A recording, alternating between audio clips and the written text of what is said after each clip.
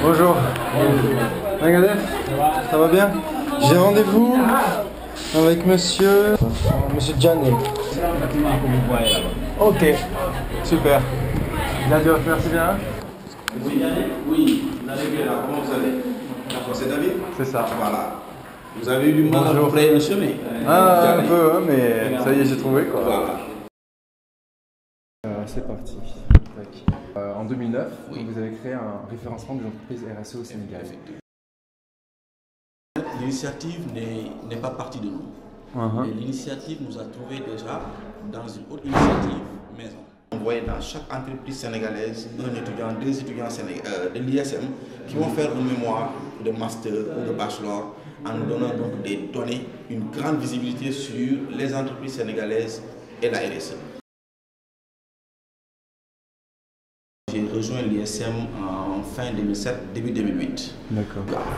Mais quand je suis rentré, je me suis rendu compte que nous n'avions pas assez de références, assez au niveau de l'Afrique.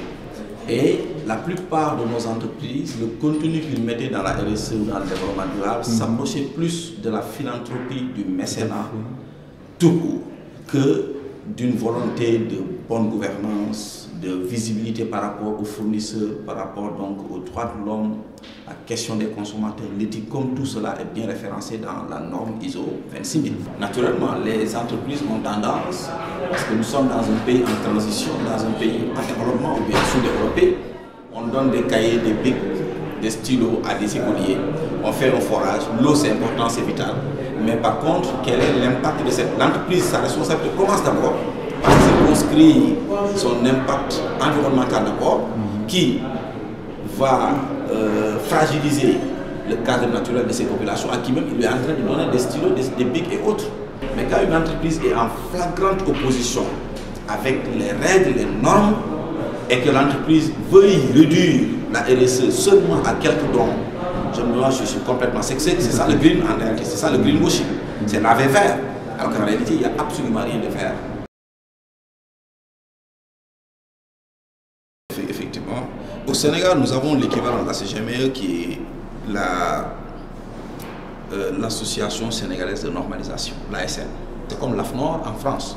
Donc là, ils appliquent le AFAT millénaire pour évaluer, donner une certaine, pas un certificat, mais une attestation qui puisse dire que voilà, sur 1000 points, vous êtes à tel niveau.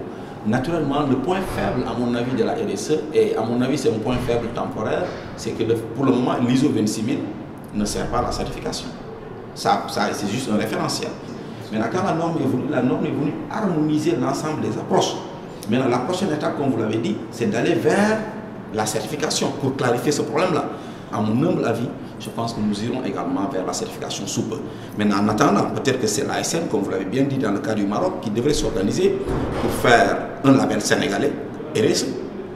Et le délivrer, le décerner, et là, c'est un travail, à mon avis, à la fois public, parapublic et privé, un partenariat global de toutes les parties prenantes pour en arriver à cette solution-là. À mon avis, il y en a, mais très peu. Aujourd'hui, sans me tromper, je peux vous donner le cas de la Sonatel. Récemment, j'ai fait une étude compréhensive dans tout le secteur de la télécommunication du Sénégal.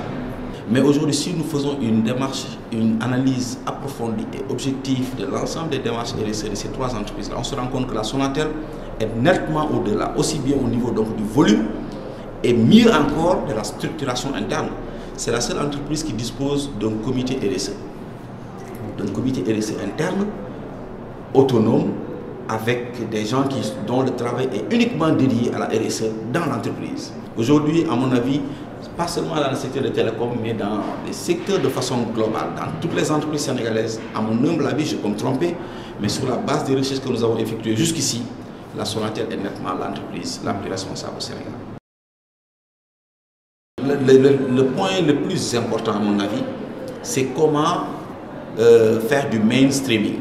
Quitter donc les îlots d'action éparpillés vers une action véritable prise en charge par l'action de tous les jours de l'entreprise. C'est plus durable, c'est plus pérenne en fait.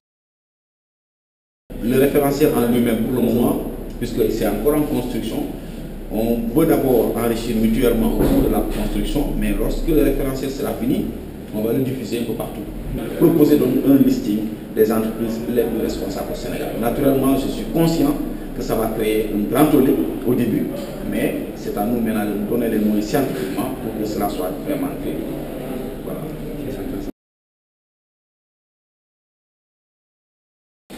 Vous avez raison de dire qu'en réalité, les entreprises qui sont en tête sont soit des multinationales, soit des entreprises où il y a une forte présence des capitaux étrangers. Ça, c'est le constat qu'il faut faire.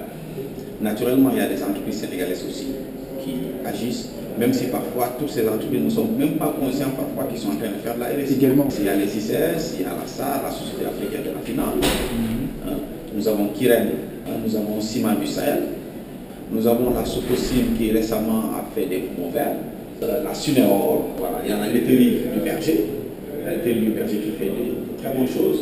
Il y a également la CNEO, le Crédit Mutuel du Sénégal, qui est également dans cette démarche de responsabilité sociale d'entreprise, démarche qualité et responsabilité sociale d'entreprise aussi. Donc c'est un ensemble d'entreprises, à mon avis, qui sont locales, même si ce n'est pas formalisé. Le seul problème, à mon avis, c'est qu'ils n'ont pas formalisé le RSE. À mon avis, il y en a beaucoup, et je vais également citer le cas de l'ISM. Nous faisons de la RSE, même si nous, aujourd'hui, nous avons un laboratoire RSE qui s'occupe de cela. Le mieux, c'est que dans les entreprises sénégalaises, que nous puissions formaliser d'abord la fonction RSE, avant d'abord ainsi donc capitaliser l'ensemble des actions qui sont éparpillées, le faire du mainstreaming comme la Sonatel le fait, et organiser ce département-là pour que cela puisse prendre de l'ampleur. Moi, en tant qu'enseignant, parfois, je me dis, mais quel est l'avenir de la RSE? Est-ce que la RSE aujourd'hui ne sera pas déployée? Parce que toutes les parties prenantes, toutes les entreprises qui appliquent aujourd'hui la RSE n'ont pas les mêmes motivations, c'est clair. Certains sont là pour le chiffre d'affaires, pour mieux vendre, pour mieux se positionner, pour polir l'image. Mais cela ne part pas d'une conviction interne profonde pour la chose publique, pour le bien-être social, pour l'encontre. Maintenant, il y a deux tendances. Naturellement, dans toute œuvre, il y a des gens qui ne sont pas convaincus au début. Mais nous sommes convaincus aujourd'hui que les questions d'environnement, de société, de pauvreté vont gouverner le monde de demain. C'est fondamental. Maintenant, des entreprises qui le comprendront et qui le feront de façon, avec une certaine conviction et de façon rigoureuse, à mon avis, pourront davantage survivre. Parce qu'avec cette multiplicité d'initiatives et de prises de position, il y aura forcément l'autre aspect, le greenwashing, l'opportunisme, mais à côté de cela, à mon avis, l'avenir, c'est pas donné. Cela va se conquérir, mais à mon avis, à la suite de cette conquête, les approches du développement durable vont davantage triompher et prendre de l'ampleur. Chez nous, ce ne sera pas évident parce que nous sommes conscients que nous avons d'abord des champs prioritaires, le droit, la démocratie, les droits de l'homme, le droit des femmes, le droit des minorités, la diversité ethnique, tout un ensemble de préalables qu'il faut régler. Voilà pourquoi le champ de la RSE est relativement spécifique dans nos pays en transition. Mais pour répondre à votre question, à mon avis, l'avenir, face à la mondialisation, face à cette crise mondiale, la RSE devra pouvoir jouer un très grand rôle. Ce ne sera pas donné, ce sera une conquête, mais le rôle sera positif. Très bien. Parfait. Voilà. Merci beaucoup. Ok David, merci encore.